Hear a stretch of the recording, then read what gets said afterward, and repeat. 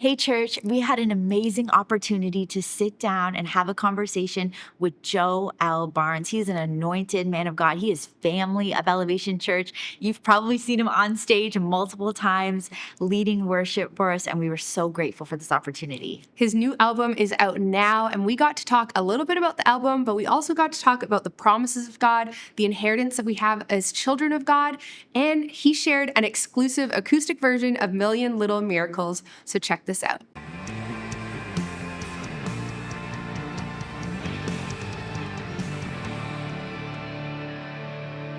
We're so excited that you are Yes. joining us today, and we are even more excited that we have Joe L. Barnes in the house with What's us up? in Canada. All the way in the snow. Yeah, He it's too came cold. on Way such too a cold out cold here. day. Yeah. Yeah, no. I don't do the cold. Okay, explain why you don't do cold. I know why you don't do cold, but whereabouts are you from? I am from. Nah, whereabouts are you from? That's crazy. I am from Kentucky. Like I'm from the South. It's warm. I'm in Atlanta right now, and it is high 50s. Like it is not the low, like single digit numbers. That's insane. Like I don't do the cold. It's not a thing for me. And y'all got snow. Yeah, no. I don't. I Yeah. haven't seen snow since I was a kid. Since a kid. Aw. That's exciting. That So this is is really a gift then exciting. for you. No. I got out of my car this morning and Joel said, "You have no warm clothes on. What are you doing?" Absolutely not. Absolutely not. This is the kind of stuff you walk outside and people are in shorts, and I'm like, that's insane. Yeah. You're just That is a asking little- to catch something. I don't. Exactly. You're going to catch the sniffles quick. Or the suds, as SpongeBob would call Right. them.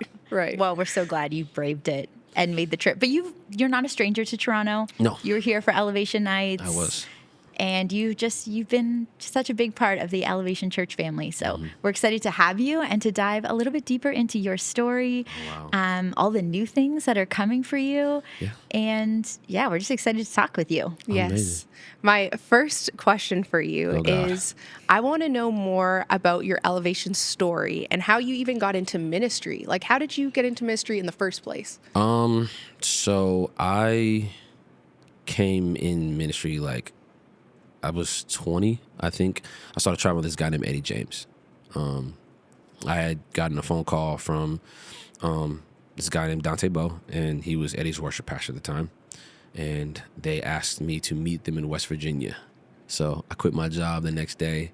I had my birthday on that Sunday, and then that Monday I met them in West Virginia. And what I thought was going to be like 2 months of just learning and traveling turned into like a 4-year journey of traveling from state to state and sometimes even country to country with Eddie and the squad. It was like 40 of us like on the road at a time. And I don't know, that's when I think I got introduced to like full-time ministry. At that time, I had no grid for anything. I had no grid. I had no idea who Hillsong was, Bethel, Jesus Culture, Elevation, nothing. I had no clue about any of it. My concept of Christian music was anything gospel. So like the Winans, Kim Burrell, Marvin Sapp, Donnie McClurkin, Yolanda Adams, the Mary Israel Holden, Fred Hammond, like Kirk, like all things gospel. And the other side was Casting Crowns. That's it. Like I didn't have any other like grid for anything. So when I joined Eddie and everybody's on the We Will Not Be Shaken album by Bethel, everybody's obsessed with You Make Me Brave. Everybody's obsessed with like Jay Thomas and all. I was like, who are these people and why have I've never heard of it? I remember watching them get ready for Winter Ramp, and I'm like, what in the world is Winter Ramp? And it's Karen Wheaton and all of them, and I'm just like, I have never ever seen anything like this. I didn't know this was actually a thing. So this young black kid from Kentucky getting introduced to all of this stuff in worship, I'm like, this is kind of disorienting. I have no idea what any of this is. And then about 2 years in, I was, from being immersed in the culture, I just kind of fell in love with all of it. And I'm like, well, yeah, I can actually do this. I didn't get it at first. I'm like, there's no way I understand this. I didn't know anything about leading worship. I just knew to sing flat-footed and to sing my song from start to finish, and then that's it. I didn't know anything about spontaneous, prophetic, anything about flowing, none of that. So, yeah. You've come so far Yes. because you do all of it. Flow, prophetic, all of it. I had so no that's clue. so to think that you've come that far. Yeah. And the fact that you quit your job the next day, Yeah. like that is obedience. Well, I told my mom, I want to do music for the rest of my life. And I just graduated high school, and my mom was like, "You're not gonna sit on the couch. You're gonna do something. If you're not gonna go to college, because the only college I wanted to go to was Berklee College of Music in Boston. So because I didn't get accepted there, and because I wasn't trying to pay that heavy, heavy bill, I was like, yeah, no. She was like, well, you're not gonna sit and do nothing. So I got a job at a hospital working in registration, and I told her the deal was the first opportunity that I get to pursue music full time, I'm taking it. And she was like, okay, deal. You work for right now, and then whenever you get an opportunity, you take it. Great. So I worked there for about a year, and then I got the phone call in 2014, and I was like, yep, there it is. I'm out of here. So That's amazing. And I think this leads really well into what I wanted to ask. When you're on a big stage, Joel, like you just exude confidence, if I can say that, when you sing and when you really usher people into God's presence. How have you been able to curate that confidence from just going from not even knowing to being on really big stages, going to elevation nights, just getting these opportunities? How have you been able to develop that? ooh, I will try to condense this answer. So at first, I was, like I said, I was learning like what they call cutting my teeth, like trying to like figure it out. Because I would see people lead in confidence, and I'm like, okay, cool. So they know what they're doing. When you know what you're doing, you're gonna have confidence, right? So I'm like, let me earn the art form of what it means to lead worship. Let me watch the people that are like killing it. At that time, I was obsessed with Amanda Cook and obsessed with Stephanie and obsessed with just a lot of people that were leading, but I just couldn't do. Like when I wouldn't get the response they got in the moments, and it would bother me. And then one day I was like, "You're inspired by the people that are inspired by me. If you would just get inspired by me, you would do what they do, and all the things." And I'm like, "Okay, that makes sense." And then Eddie had this like perspective. A lot of times, he's like, "If you lead worship in the room of 20 people, the same way you would in a room with 250,000 people, it won't make a difference which room you're in." Because you'll have the same kind of approach, right? And I was like, okay, cool. But what I didn't recognize is that all that did was like reinforce the like perspective of it all falls on me. It's all about how well I perform. So then it created this thing in me. It was like, I gotta kill it. If I don't kill it, I won't ever get to that 250,000 or yada, yada, yada, yada, yada. And then what happened was I moved to Covington, and I submitted under my spiritual father now. Shout out to Mark Casto and Apostle Damon. Those are my spiritual parents, spiritual grandfather, spiritual father. They would tell me, hey, look, none of this stuff falls on you.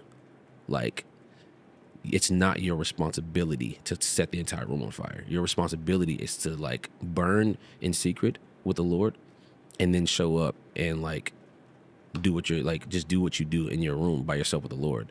And then he also said like, to kill off that thing in you that says like you have to kill it. If you don't kill it, then what? Like God's presence isn't fragile. You can't break it. You can't destroy it. You didn't make it, so you can't break it. So stop trying to like kill it, because it's not your job to like kill it. It's your job to love on like God, period. And the best way to make people hungry is to eat in front of them. So just feast on his goodness, feast on his presence, like actually pull a seat to the table and feast and watch everybody else get hungry and feast with you. And what that did was I tell them all the time, it either ruined me or gave me the cheat codes. And now anywhere I go, I'm like, if I don't kill it, then, oh well. Like, it's really about whatever God wants to do. Like, I'm not begging him to show up. He's already here. I'm not begging him to pay attention. He's already paying attention. So my job now is to just be sensitive to where he's trying to take us. So now there's a confidence, because it's like, it don't fall on me. Right. I can lead with like so much peace in my heart now, because I'm just like, actually, it's not my responsibility to try to set this room on fire. My responsibility is to love on Jesus and hope that the people that are coming with us will just follow suit. Because Stephanie says, what is a worship leader? The Holy Spirit is our worship leader, period. Mm-hmm. The whole point is to follow him. Yeah. He knows where he's going. Anyway. I think that would provide, and I'm sure someone watching this is going to get so much freedom from that, because even as you were speaking it, I was thinking about like God is so much more concerned with our heart than our hands. Absolutely. Like no works that we could do would ever impress him. Absolutely. Because he's God. And so that just provided me with a lot of freedom, but I know someone watching this back is going to be like, you're right. I don't need to set the whole room on fire. Yeah. I just need to be burning in secret Yeah. with him. I've always really struggled with confidence. So for you to kind of just say that it's out of this overflow, like it's really about what you're doing in secret and kind of how you're filling yourself up with God. And that's kind of what's coming out. It doesn't really matter how you perform, Yeah. but it's really what you do with God. That's very encouraging to me. Yeah, So, because we're human beings. We're not human doings. right. Right. Another thing that I love about your music, Joel, I've been listening to all your new songs. Oh, God. And I love them. I'm a huge fan over here, Oh, if I can be God. Oh, honest. God. But more than that, one of your songs specifically is Promise Keeper. And Shout out to Sky Reedy. Love you. it's been such an anthem in my life for probably the last 6 or 7 months. And I shared with you earlier, I literally listen to one song on repeat, like you just constantly in my day, in my car, everywhere. So Wow, to be thank you. sitting here with you, it's a true honor. So let me just say that because you've pointed me to Christ over and over again. And that's not something that I take lightly. And just there's so much power in that song. So you got to check out the song if you haven't already. But what I've noticed and through listening through other songs that you've done, even ones with Elevation, you speak about promises. And my word for the year, as most of you know, is promise. Yeah. And I would just love for you to give us all a little insight because Yeah. this is such a theme in your life about what does God as a promise keeper actually mean to you? Yeah. And what can you kind of share about that? Yeah. Can't seem to get away from promises, I guess. I try, but it just shows up everywhere. No, I think when God makes a covenant, or God makes a promise, I think he's going to uphold his end of the bargain even when we don't. It's interesting. Whenever God wants to see something like happen in the earth, it always comes with a promise. You know what I'm saying? He looks at Abraham and promises him that it's like, I will make your name great, and I will you will have descendants that like outnumber the stars and outnumber the sand. It's like it's interesting because he uses that promise to also weave in the foreshadowing of Jesus coming onto the scene, because Yeah. he gives him the promise of a son. Of course, Abraham and Sarah try to go and get it themselves, whatever, which is a testament that says like we can't. God's promise isn't fragile, because they try to go get it themselves, which in our eyes would cause them to forfeit the promise. And God was like, "No, that's not the son of promise. I'm going to actually fulfill my word, even though you tried to do it on your own. I'm still going to do it." Yeah. Which is a whole other thing, because later on in the story, after Isaac is born, and then you have Isaac and Ishmael is trying to pick on Isaac, and Sarah's like, nope, get rid of Hagar and Ishmael. Like, I won't let them, they won't share in the promise that God has made to us, which is crazy. We forget the fact that God went to the wilderness and made a promise to Ishmael too. Right. It's like, no, because you're a son of Abraham, you also get a promise that I will make, you know what I'm saying? Like, Yeah. I will make your descendants like grow. So it's like, literally by DNA and by proximity, I'm still going to make a promise to you too. You're not going to be left in the wilderness. But it's like, it's interesting that like whenever God makes promises, they're generational. It's like, hey, yes, you're going to see this, but I'm setting this here now so that 4, 5, 6 generations later, I can do this. You know what I'm saying? Like I was telling you guys earlier, this is something that my apostle preached about. David is found in the exact same field. Theologians and historians agree. David is found in the exact same field that Boaz was telling his men to leave extra portions for Ruth in. So David's not in any random field when he's anointed king. He's in a field that has history with the Lord, and a field that has like a promise and prosperity from the Lord. And then from that point on, it's royalty. But it's like David was given the promise that the temple would be rebuilt, Right. and he never saw it. Solomon saw it. And it's interesting that like God is like doing that to set the stage for the foreshadowing of Jesus on the scene. And if you go back to Abraham, it's the same thing. It's like, hey, the Lord will provide himself a sacrifice. God used that to basically tell Abraham, if anyone's going to give their son for the earth, it won't be you, it'll be me. I'm going to sacrifice mine for the cleansing of the earth, period. Yeah. You know what I'm saying? So I'm trying not to go off on a tangent. No, that's but really great. I've never really thought about that before, and I've been on a journey the last kind of beginning of this year about figuring out what promise means to me and what it means in the Bible, and Yeah. just really recognizing it more. And I Yeah. never really thought about how it transcends. And I Yeah. think that's so good because maybe you're waiting on a promise, or Yep. maybe there's a promise for you, but you haven't seen it yet. I just Yep. think this gives so much hope of you might not see it right now and on your Right. timeline, Right. but somebody else maybe in your lineage will, or maybe it's coming later, because God doesn't lie. And this Mm-hmm. is something that you say in one of your new songs too, like a promise is a promise. Like It God, is a promise. his character cannot lie. So if there's something that's been spoken over you or to you and it is a promise from God, you can trust it's going to come to pass. Absolutely. It's so interesting because I'm trying to be careful. It's so interesting because if you look at the story of Abraham, which is basically God keeping a covenant, making a promise.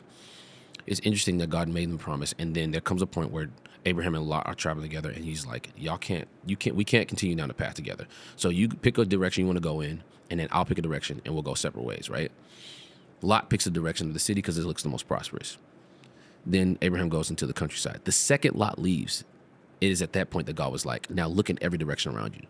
Wow. Every direction around you, I'm giving to you. That's when he's literally started to speak more about the promise of like, okay, I'm like that. I'm thinking to myself, that means even the direction that Lot went in is yours as well. Wow.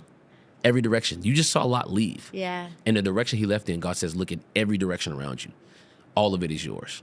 I'm giving it to you. And it's like, oh, that's interesting. He waited for like Lot to separate. Sometimes like God's no in your life for a promise is not with them around.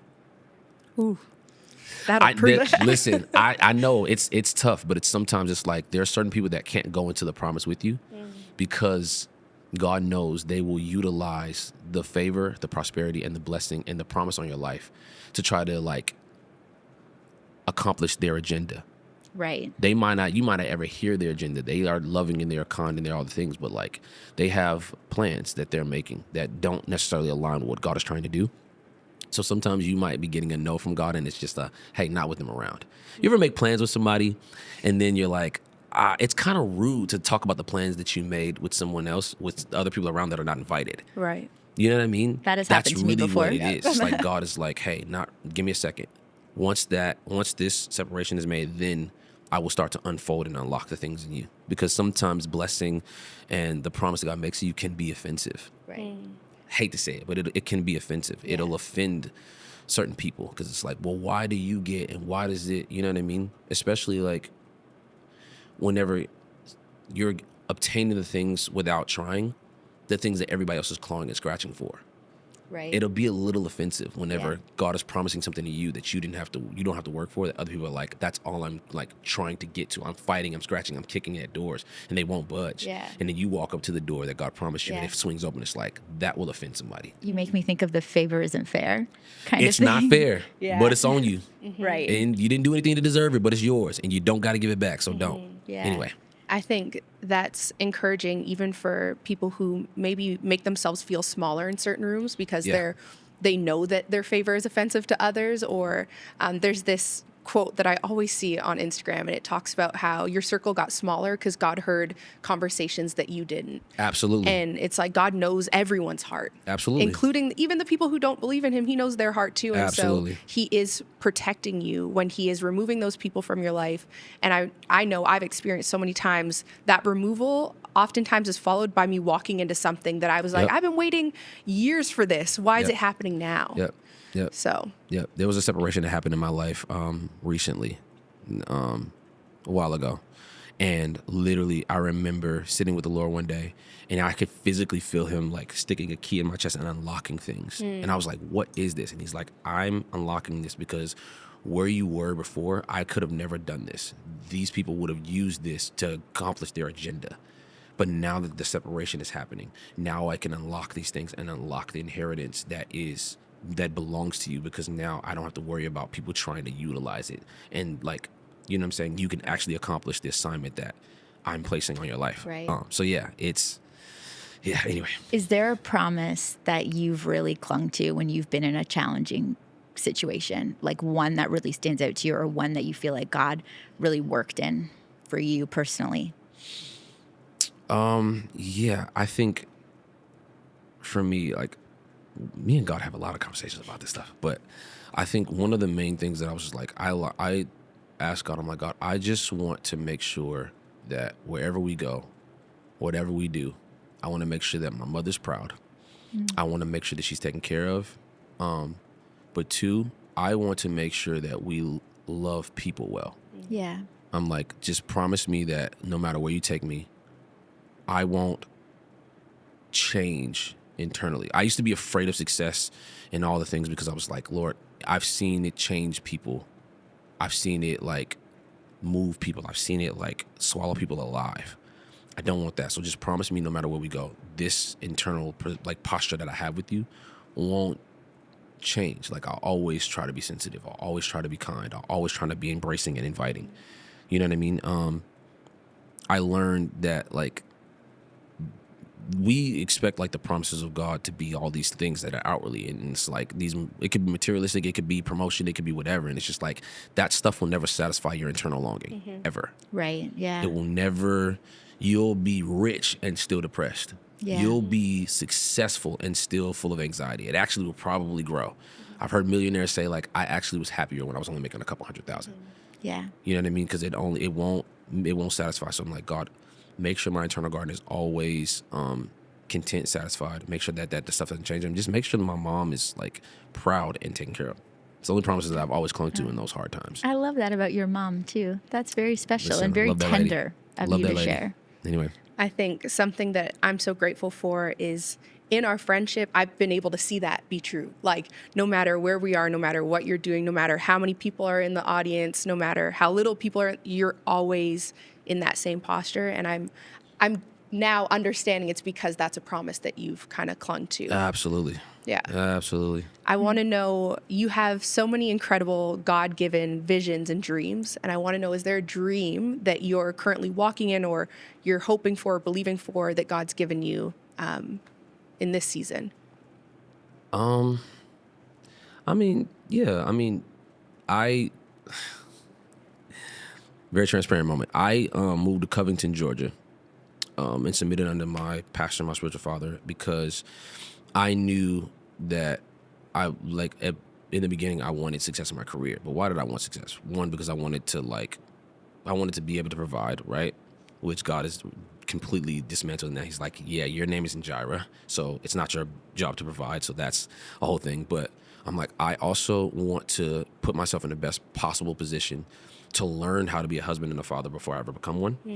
And I'm like, I need to learn it from someone that doesn't just tell me how to do it, but somebody I can look at their life and see it up close and personal. So then I moved, and now that I'm like 4 years in, I'm like, oh, these people know how to do family correctly. They know how to do it right. They know how to walk the path of like assignment, calling, and be successful in it without losing their family along the way. Because if you look at, I won't name any names, but there are people that I've looked up to. I don't know them personally. I've looked up to them from a distance for years, like from the greatest composers in the world to some of the most mega preachers in history. And I'm like, I hear the stories and it's like, oh, they were successful in their careers. They failed in their relationships. Right. I'm like, Lord, I don't want that. Yeah. So teach me or show me or lead me to people that I can learn how to be successful in my relationships as I become successful in my career. And now that I'm looking at my life 4 years after that prayer and where I am, I'm like, oh, you actually set me up to like be in the best place possible. These people do family correctly. I look at my pastor and the way his wife looks at him, I'm like, the glint in her eye never, like, it never changed. Right. She still looks at that man like she's completely obsessed with him. His kids still are obsessed with him. I'm like, okay, I can do this. Yeah. You know what I mean? And it's across the board. Every like married couple that I've come across in the community, all the same way. That's such a gift. And I'm you like, know that? this is a special place. I'm like, God, how did you know? And he's just like, this is what you asked for. You asked to learn, and it's a community. It's not just one person. It's a community of people that you can learn and glean from and lean on. And I think I'm just really, really grateful for where I am. So anyway. I love that. I think that's so special. And I love that God just, again, is more evidence on how he hears our prayers. Nothing is wasted. Mm-hmm. And he's answered that for you. And I believe that he's going to continue to. Amen. As you've just been so obedient and so faithful.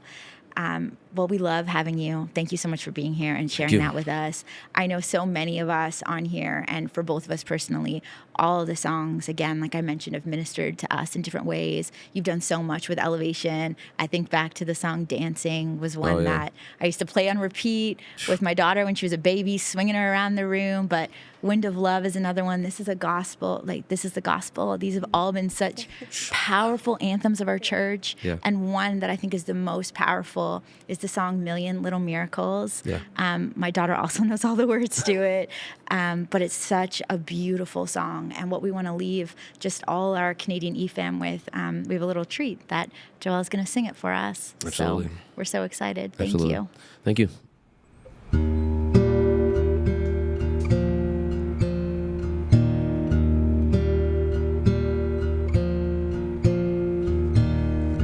All my life I've been carried by grace. Don't ask me how, 'cause I can't explain.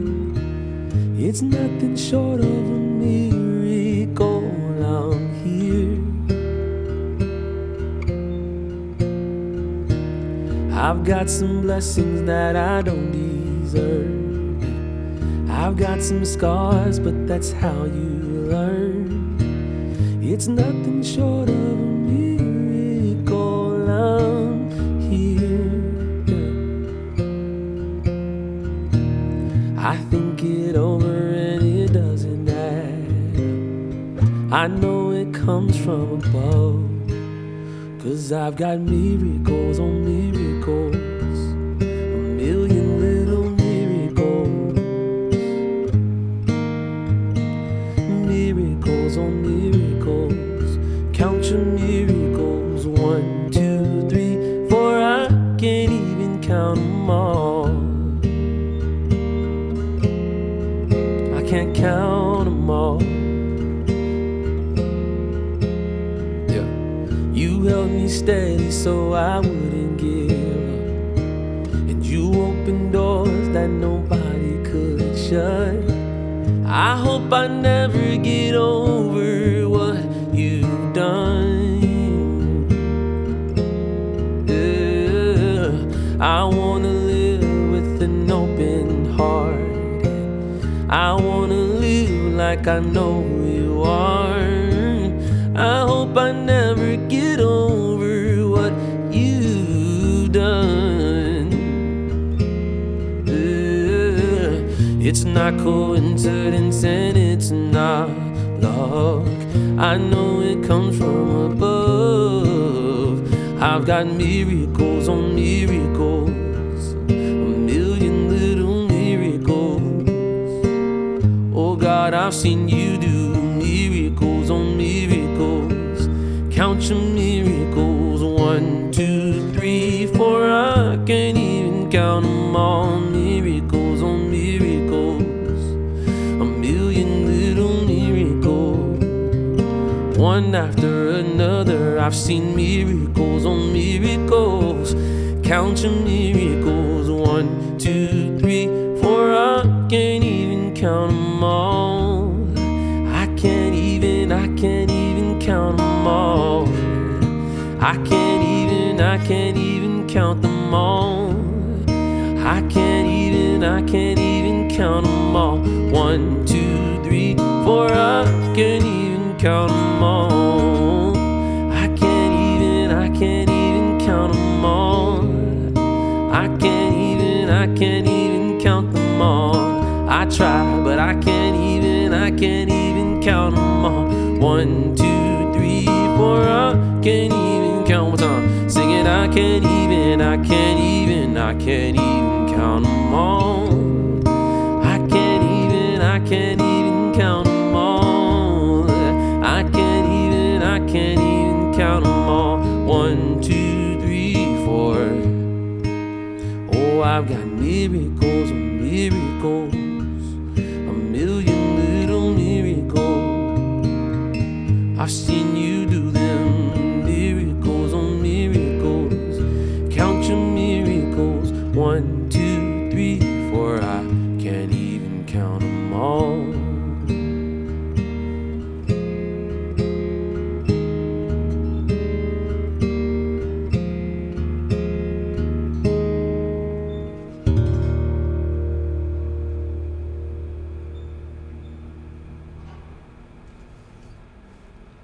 I don't feel better.